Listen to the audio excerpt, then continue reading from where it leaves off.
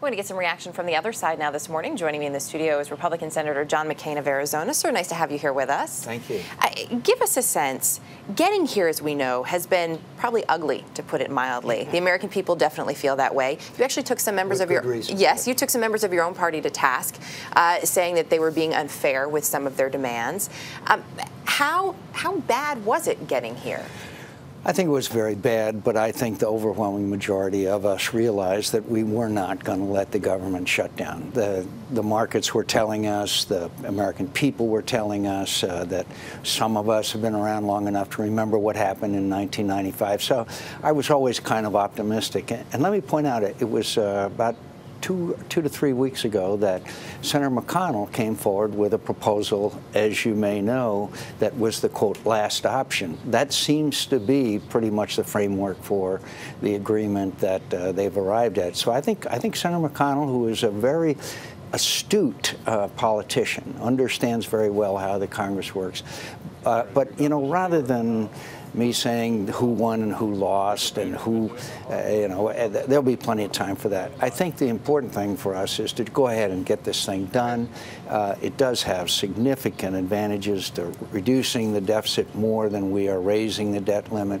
No tax increases was important to us. Are you concerned about the defense spending? I am very concerned.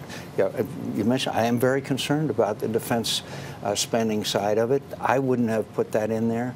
I probably will have to swallow hard, but I also believe that it won't come to that, in that I believe that this select committee, they'll come up with some pretty good and viable solutions. I'm convinced. I think both sides will put their best people on it, and people with credibility, that whatever they come out with, we will. But the key to it is, as opposed to every other commission, as you know, Erica, it is a required up or down vote.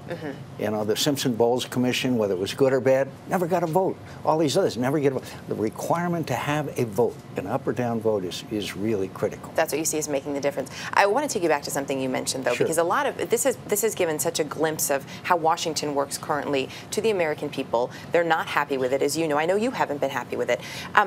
But if there was something on the table 2 or 3 weeks ago that we almost end up getting, why does it always have to come to the 11th hour?